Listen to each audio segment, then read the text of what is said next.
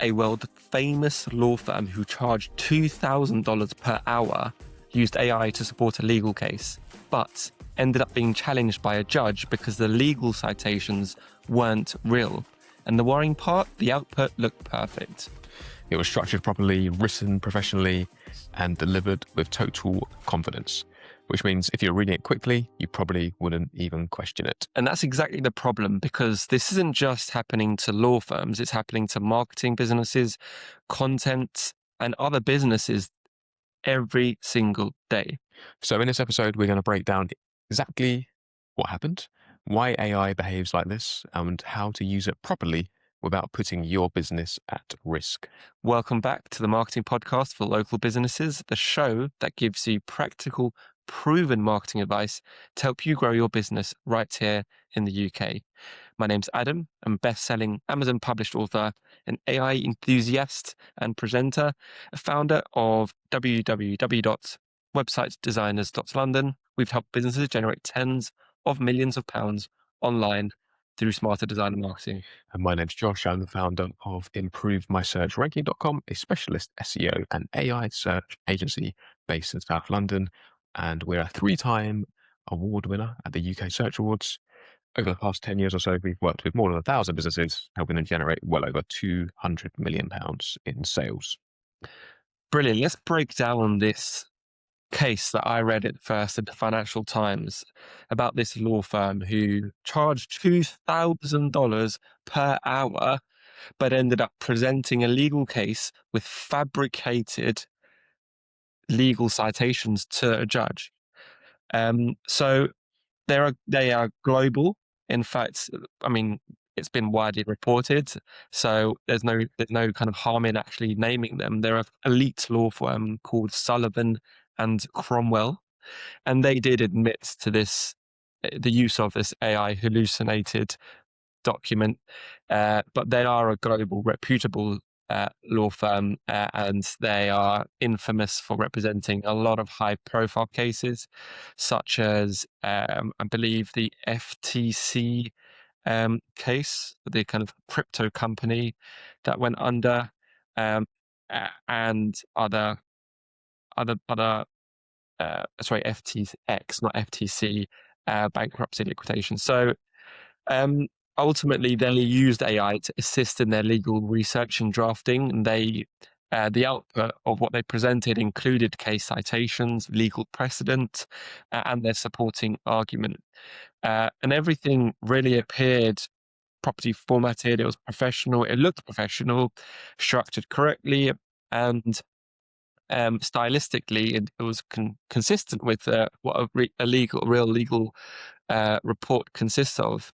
And that's exactly all the benefits of AI, I guess, right? It makes our life so much easier by producing these fantastically, real, genuine looking reports and outputs.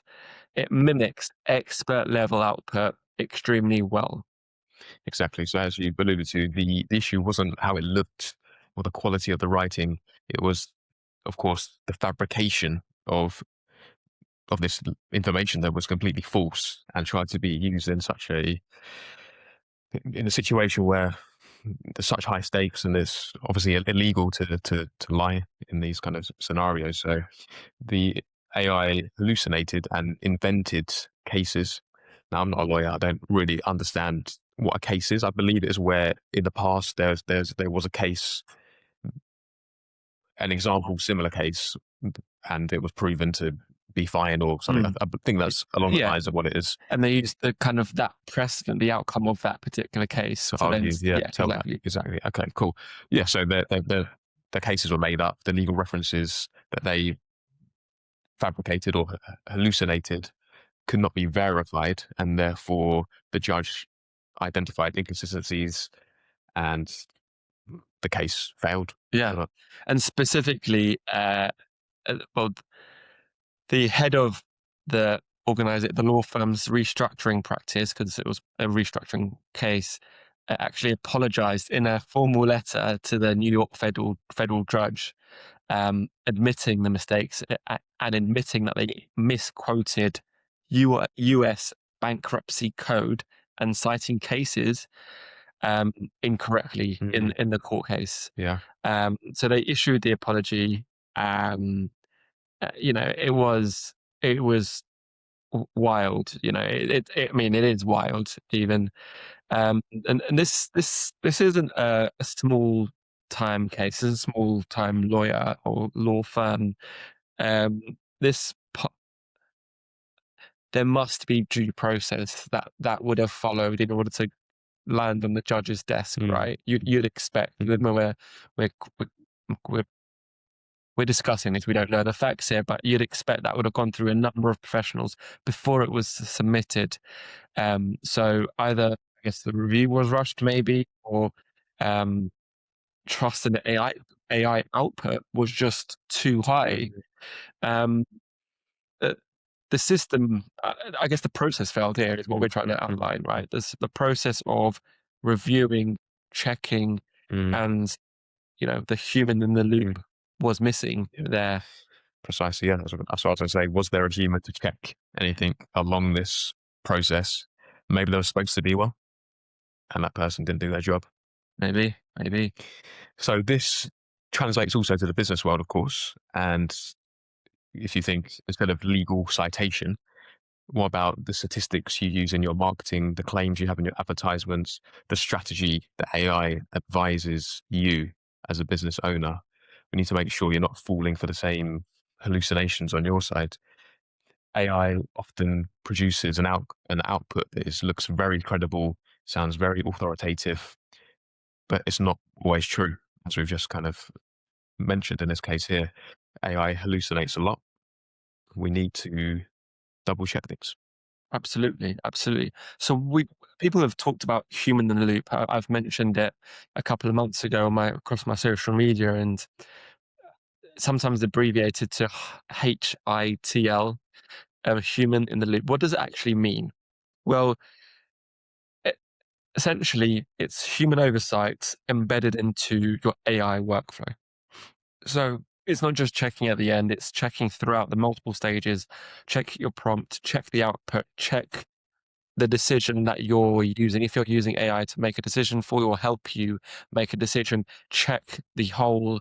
Uh, just don't rely on its decision. Make sure the thought process that AI has used that you are comfortable with as well.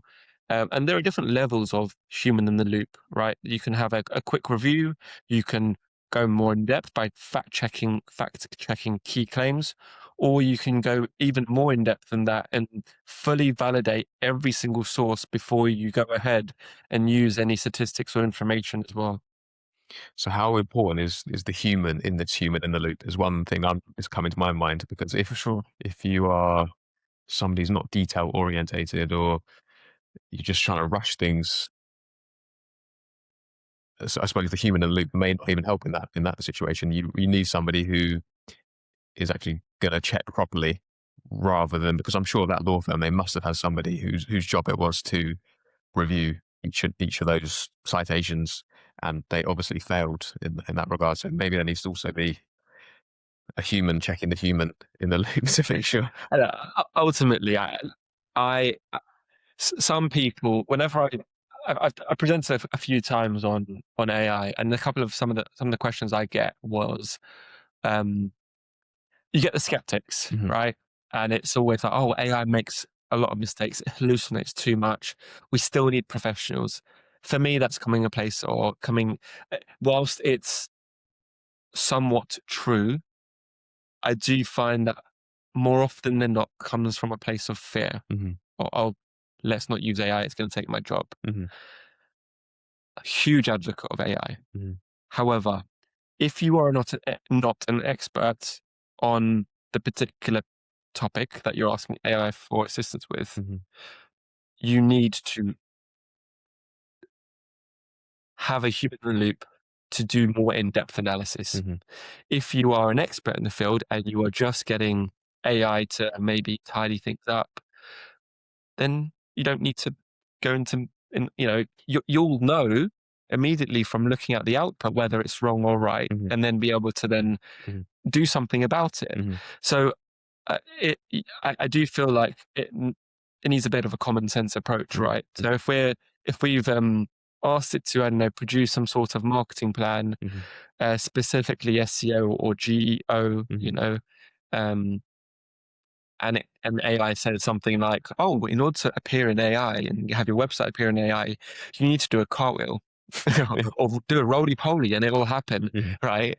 Obviously, anyone reading that will be like, "Well, it doesn't sound right," mhm, but so you don't need to be an expert mhm, to check that, right? mhm, But if the output is something like, "Oh, in order for your website to appear in AI, you basically need to write 10,000 words on every single page." mhm, We can then, as an expert, so a kind of a layperson, a non-expert might not know that's inaccurate. mhm, We would though, mhm, right? So then we would be like, well, I'm not going to use that because mhm, that's not true. mhm, So the point here I'm trying to make is, if you it pros you need a common sense approach. If you're an expert in the field, you'll know immediately. If you're not, have a more inquisitive mhm. mindset to the output. Yeah, But let's talk about some reputable sources and from kind of the world of AI and what they say mhm, around the human illusion. yeah. So very similar to what you're saying just there. According to IBM, having a human in the loop improves model reliability over time. So if you have a human checking the output and correcting it, so if it said you need 10,000 words and to rank and appear in AI, and you would chat back to it and say, that's not actually the case, here's some evidence, some X, Y, Z, that will improve the model's reliability over time. Humans also help correct errors and refine outputs. They can it's particularly critical in high risk environments as well, like the legal sector, healthcare sector, particularly those two.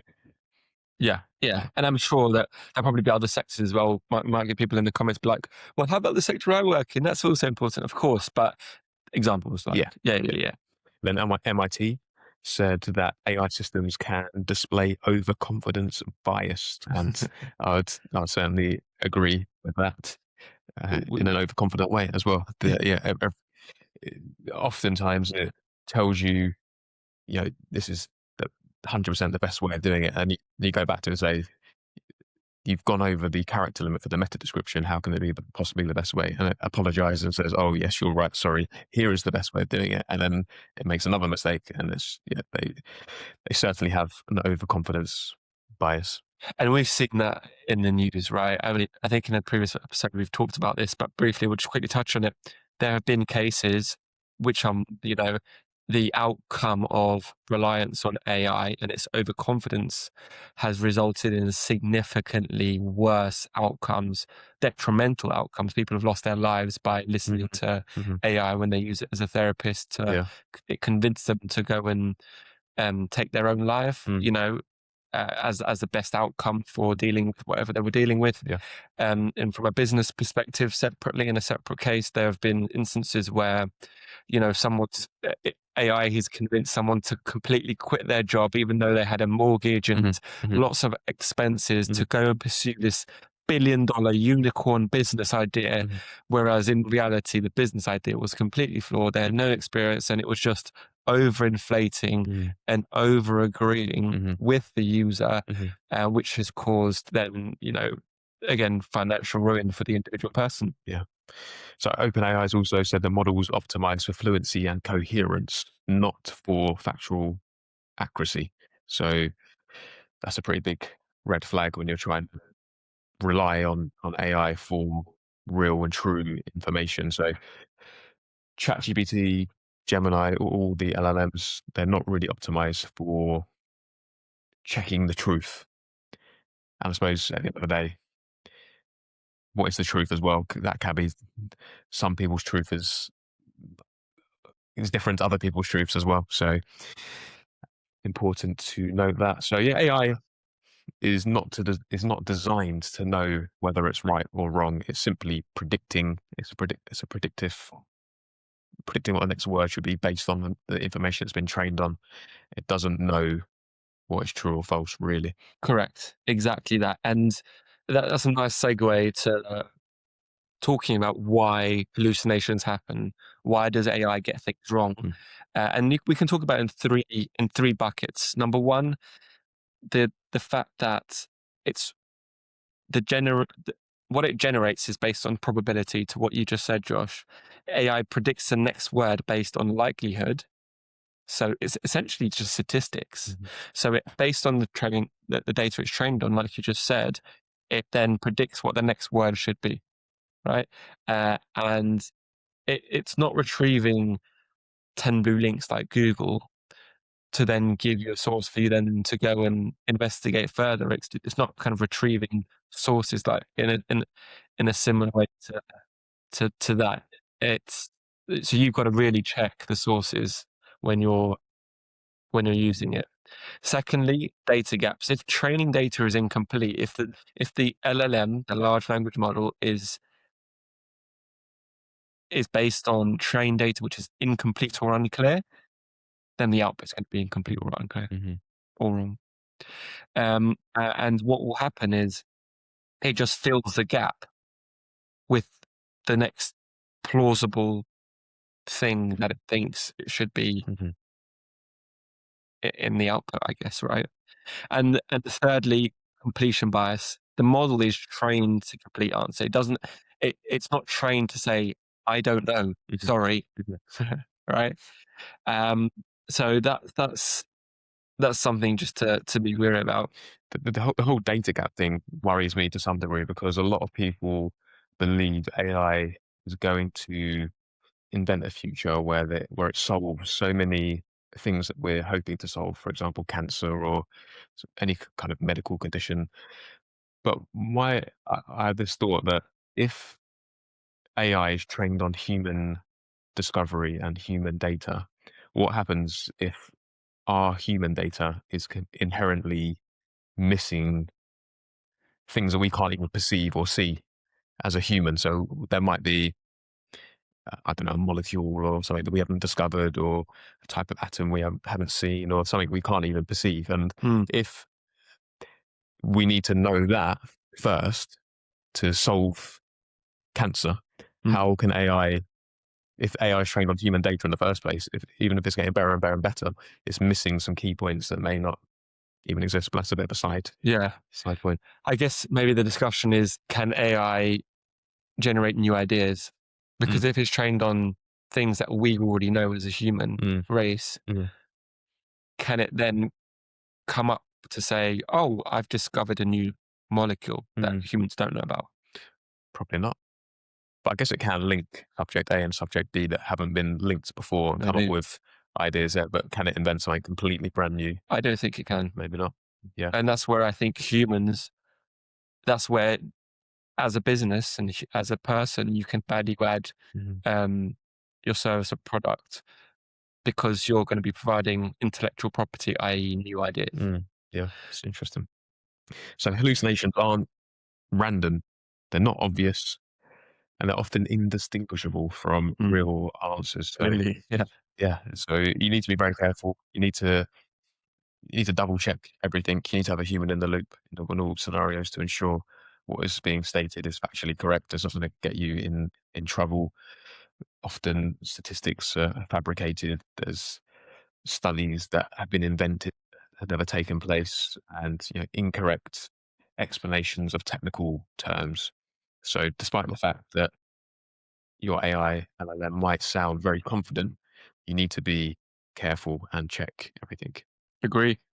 So, you're most, as a business, you're most exposed if we think about marketing, um, using SEO content with statistics, ads with performance claims. So, or you do that, you use AI to do a bit of research, and you said, "Oh, AI said that it's using the cream that you sell that has cured 70% of people's eczema," and then you rely on that. You use that data of 70% because AI told you to, and then you just use that as a claim in your ads, for example. So just be careful there. Any financial or legal guidance or any implications on health as well. Um, and then ultimately, there are going to be many other areas where accuracy matters most, but those are just a few ideas there. on the SEO front, back in June as of last year, so June 2025, Google began issuing manual action penalties for websites that um, scaled scaled content abuse. So websites that excessively use AI to generate content at scale. So generating, instead of publishing 5 pages a month, this website suddenly started publishing 100 or 1,000 pages per month, and this led to those sites being blacklisted, basically been taken off Google in many cases. So you need to be careful with that Mm, as well. interesting. So yes, common behaviour tends to look well to check. So you need to check the sources. If you're getting some information from AI, double check the sources. Ask the LLM to provide the link to where it's got that data from, so you can double check it and validate it yourself. Um, And just an example on that is when I was putting together social media posts and even this, not just a script, but just the kind of coming up with a nice social media post to talk about this particular case of the law firm publishing and sending kind of unfactual information. I asked for some sources. It gave me an IBM, an MIT, and an OpenAI, three links, mm, of which neither actually had a real page each. Brought me mhm, to a 404 page not mm, found. So I then went and did my own research and made sure the facts that we were using were accurate. mhm, So it's still happening today, like this happened this week. mhm, So mhm. just a real world example. Yeah. Yes, AI makes things faster, but causes lots of issues. So humans reduce the friction by making sure, double checking everything. For sure. So look, you can there are many risks that could occur if you don't have a human in the loop. There are reputational risks, so incorrect information will reduce trust if you kind of fall into that group. There could be operational risks, so your decisions could ultimately be based on incorrect data. Like again, well, reputational risk, we're talking about this law firm. Operational risks, well, their decision on they're putting together a case. Uh, this law firm was putting together a case to defend their client. They're going to be relying on wrong case law. Legal and compliance risk, well, making misleading claims that, you know, of using various bits of case law and precedent to then put together their case, and then this will have legal implications, Mhm, right? So reputational risk, operational risk, legal compliance risk are kind of another a few more risks to really think about there. mm. Yeah, and those errors can compound over time too. So from another standpoint, if you use AI to get statistics wrong, you use it in a blog, you use it in your ads, you use it in your sales process, those small errors in fake statistics are going to scale quickly when you could use AI without checking it. Yeah, sure. Um, let's talk about practical human in the loop frameworks. Yeah, so y- you don't need to be complex about the way you check your work, or you just need to be consistent. So when you generate, if you want to generate a draft or an idea or structure using AI, just review the work. Ask, does this make logical sense? Does anything fall off? Is anything too generic or too confident? And then verify your information, especially claims or statistics, or even the sources like the IBM, MIT, OpenAI example I just gave. You can use Google to do that further bit of research, or trusted publications that you know of. So going to the MIT website or going to the Harvard Business Review website. You could even use your own data that you've collected as primary research, and then just refine everything.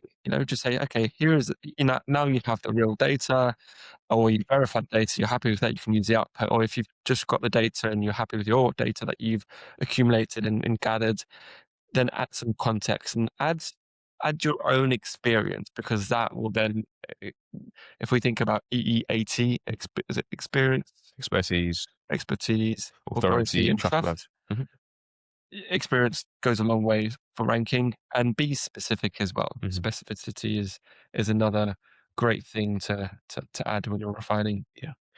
I suppose people are using AI to save themselves time. Yes. And this is one of the reasons why they're skipping, or perhaps skipping Yeah. this other stuff. They don't want to do the research themselves, but you need to do it. It may slow you down, but it's required.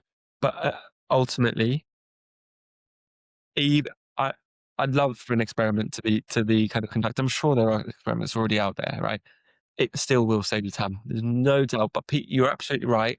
And again, I've had that question come to me as well. But if I'm having to check all the work, it won't save me the time. I bet you if you timed yourself, it absolutely would, Mm, because the sources it gives you, mm, you might then you might be able to, for example, MIT, OpenAI, and IBM are the three sources that we've talked about today. mhm, I didn't necessarily immediately think to go to IBM, for example. mhm, Then I went onto the IBM website and I found the actual URL and I found the output and the source. mhm, So that saved me time. That mhm. saved me thinking power. Uh, no doubt about it. Otherwise, I'd be Googling, going to endless webs, going page two, page three. So 100%, there is no doubt. Yes, it might not save you time with everything you do, but that's where you'll learn, and where AI does save you time and where you find it most Mm, beneficial. mm. It'll be interesting to see how humans use AI in the next 5, 10, 20, 30, 50 years, because I wonder if this issue will become more prevalent over time as perhaps humans become maybe more lazy because they're just using AI from their school days through their work years, and they're not Mm. going to actually do this double checking. Maybe this is the new curriculum at school in 2027. People need to have a class on how to verify AI output. Yeah, for sure. Maybe, Yeah. maybe. But there is a great strategic opportunity for our listeners here. Most businesses optimize for speed, but some may not optimize for accuracy, right? Yeah. So if you combine the AI speed with your own human judgment, Sure. then you're going to get higher quality outputs. You're going to get better decisions and stronger trust. And that essentially will help businesses differentiate themselves because Yeah. they're producing efficiently their service or product, Mm, uh, and it's done at speed, mhm, but also it's accurate and authentic as mm, well. mhm, So that's where you can differentiate mm. yourself. So it's just, yes, you should absolutely adopt AI, and there are businesses that aren't adopting AI, but have the discipline as well when you use AI. Because ultimately, AI is one of the most powerful tools businesses have ever had. It's a once in a generation opportunity, or maybe not once in a generation, but it's an opportunity that has come around and will change the way we do things in this generation and generations going forward, no doubt. Um, but it's not a replacement for critical thinking, for sure. It's more an amplifier. So, and what it amplifies depends entirely on how you use it. For sure. So before you use anything AI gives you, ask yourself one question: who checked this? Thank you for listening. And if you've enjoyed this episode, please give us 5 stars, give us a follow. It really helps us get found. And please drop us a comment with any other tips that you might be able to give our listeners. Thank you for listening.